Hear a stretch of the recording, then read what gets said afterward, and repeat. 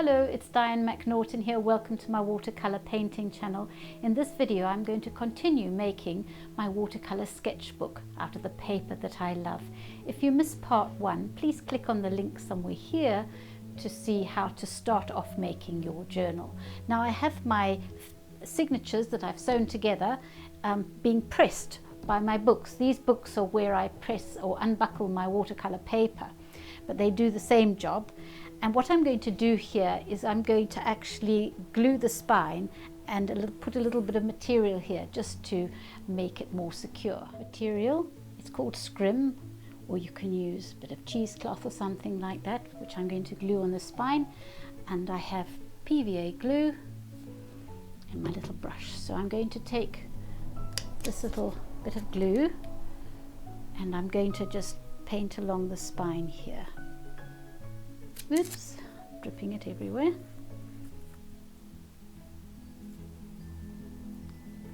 There we go, get in amongst the spines. That's fine. And then I'm going to glue that on. Press it on between the spines.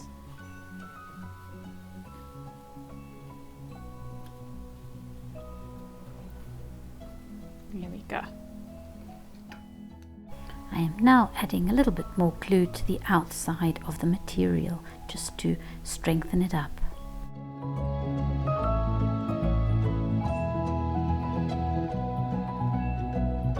Using a cardboard cover, which you can cover with some sort of decorative display.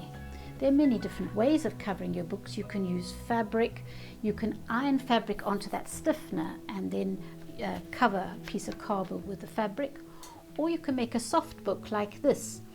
I've done sort of a bit of free machine embroidery, and I've played around with this, and I've got my little sample book here, and then I've just sewn it on like that on the spine. So you could make some lovely gifts doing something like this. Well, what do we need for our cardboard cover? You need some sort of cutting.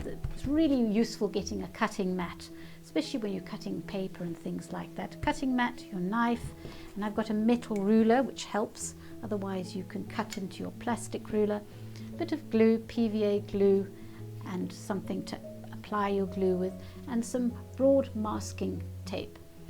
I used the cardboard which was on the back of two of these Bockingford pads. I needed 2, so they come with lovely bits of cardboard.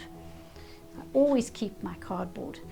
I measured my book and then I cut these pieces to fit, so they're slightly bigger than the actual pages. So you need 2, and then you need 1 for the spine, like that. I have my pieces of cardboard and I'm going to line them up on the mat. Now, in order to start with them, you need to have a gap of about 3 millimeters between the boards and the spine, so that the book can open and close and lie flat open, which is about that, roughly about that. And then just take some masking tape and stick it along there to keep it together. Scissors, and I'll just trim that off. Easier. Okay, trim that off. There we go. Okay, I've cut a piece of paper that I'm going to cover my book with. It's this kind of soft paper here. It's just something I had in my cupboard. I'm going to decorate it, and I've cut it slightly larger than my boards, and I'm going to just flip it over for the minute. So let's just hold it like this, flip it over. Right, now I'm going to take my little implement here and I'm going to slightly just outline the edge of the board. The important crucial bit is this area here where I have the spine.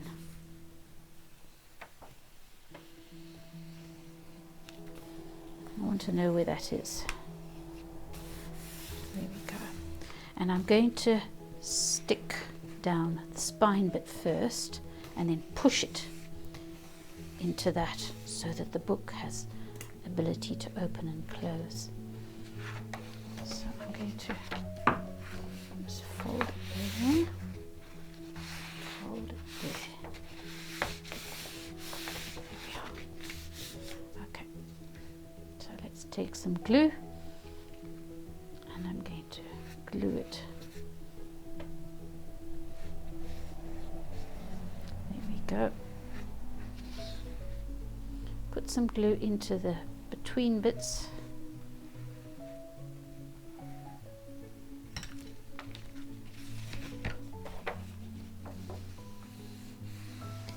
And give it a good rub down. You can use your little implement. You want to try and get out any kind of bubbles, but that's not so easy. And then I want to push it down into the spine of the paper.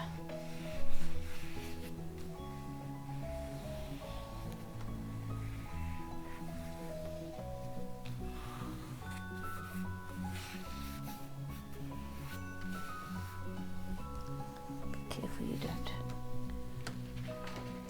Right. Now I'm going to cover the board with glue, making sure there are no dry areas. And then I'm going to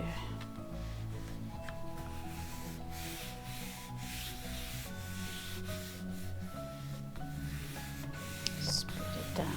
And then I'm going to stick the other side in the same manner and just turn it round. My book is now ready. I have it is glued and dry. There were quite a few bubbles which I managed to smooth out with this implement, and when it dried it seemed to dry quite flat. Sometimes the cardboard can buckle a little bit or bevel a little bit after you've dried because it got all damp, and you can actually weight it down with some books. So I'm ready to fold my paper over, and I'm going to cut some little corners here, leaving a gap of about 3 or 4 millimeters.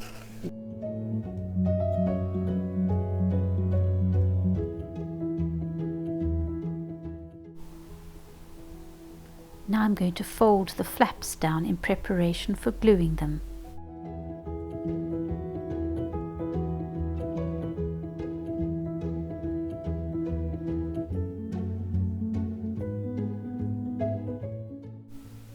Start by gluing the bottom and the top edges of the book. That's the long bit first. Press them down and make sure you've got a little groove there in the middle, and then tuck it in on the sides and fold it over like as if you're making a present. Just a little tuck there so that you don't get a funny pointy bit on the edge.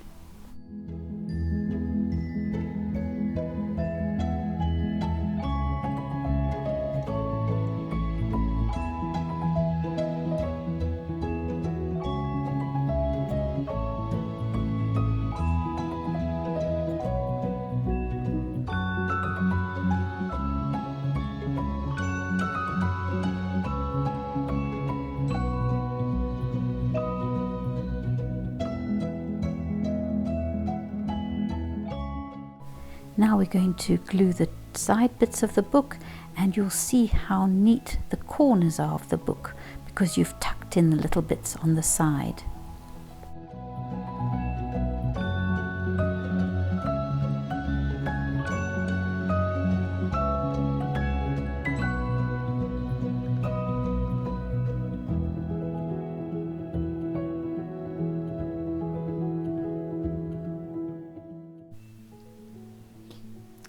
The glue has now dried here, and you want to make sure that your cover can move like this. This is why you've got these gaps here. I have my text block, it's my signatures together, and I've just trimmed off some of that bit of material there that is keeping it nice and supportive, and I've cut 2 pieces of paper for the front and the back to attach the signature to the cover. What I'm going to do is I'm going to paste down this one side, just a little bit, about 1 centimetre, and I'm going to stick it down there, and then I'm going to move the cover up and I'm going to paste the other bit onto the cover, and that joins it. So let's have a go with that. I apologize, the camera didn't come on when I was just pasting this down. This one sheet I've just pasted down onto the signature about 1 centimetre, like that. Now I'm going to put some scrap paper in between so that when I glue this page, the dampness doesn't go down onto the other side. There we go. And then I'm going to fold it over and press hard. Okay, let's go with that.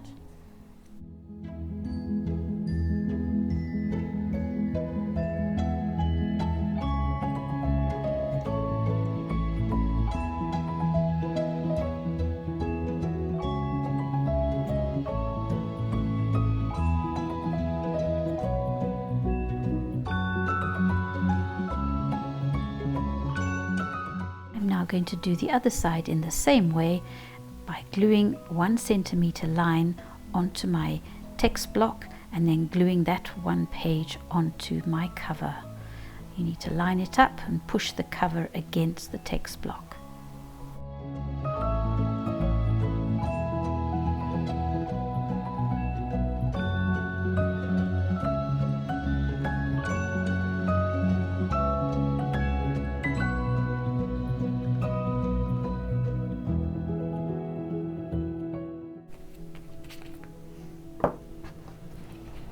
Bring that up,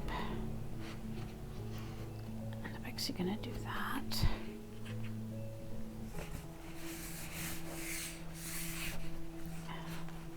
Keep the spine in because you want it to glue like that.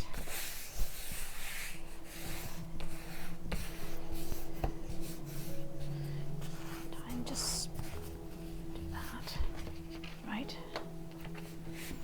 Now I'm just going to put some books on it to weight it down. There we go. And let it dry. My book is now dry. I've actually created 2 books. I've decided to do one with cold press paper and one with hot press paper. I'm really happy with my books. I have a few issues, but I'm happy that it actually bends flat like this, so I can paint across the page. It looks quite neat for a non-book binder, but I have a few problems. Between the signatures there's quite a gap, look at that. And apparently book binders, they sew in 2 ribbons when they're sewing their signatures together and pull the ribbons tight, so I think next time I'll have a go with that. The other issue I had was that a little bit of glue seeped out of here when I pasted this page down and caught on the side here. So I think when you apply your glue and stick it down, just wipe very carefully along there before you put it under your books to press it. Now you've got your book, your cover, you can actually decorate it with memorabilia from your travels. You can keep it like this until you've finished your travels and then collect bits and pieces as you go in mind of decorating your cover. I've actually made a little thing that I'm going to stick here with my pressed flowers from my garden. I think it looks really nice, and then I'll stick it down and then cover it with plastic. I do hope you've enjoyed this and you are going to make some lovely books yourself. It's such fun to do. It is a bit fiddly, but I wish you great success.